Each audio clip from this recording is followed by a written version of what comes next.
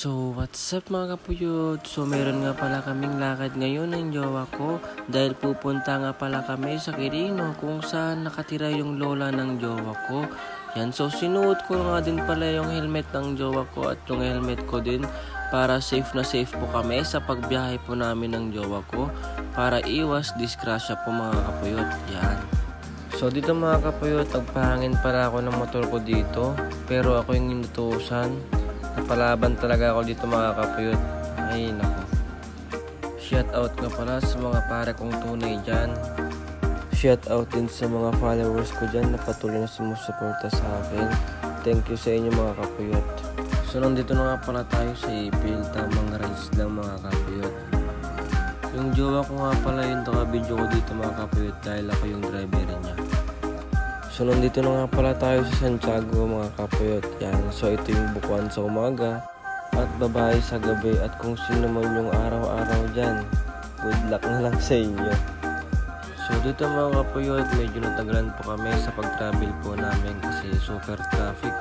At umiwas rin po kami sa disgrasya para safe na safe po yung jowa ko at walang gas-gas.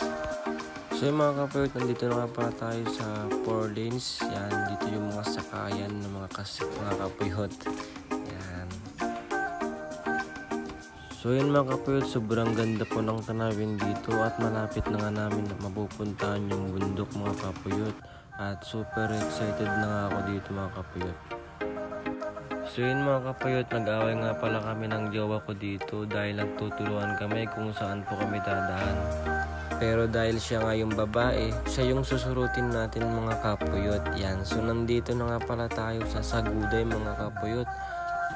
At ito po yung school nila mga kapuyot. Yan, let's go!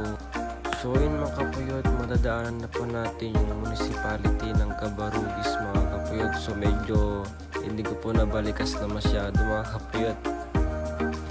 Yun no, nandito na nga tayo sa Quirino. Malapit na po tayo. So ayun mga kapuyot, sobrang ganda po ng tanawin dito. Kaya ganda ng jowa ko.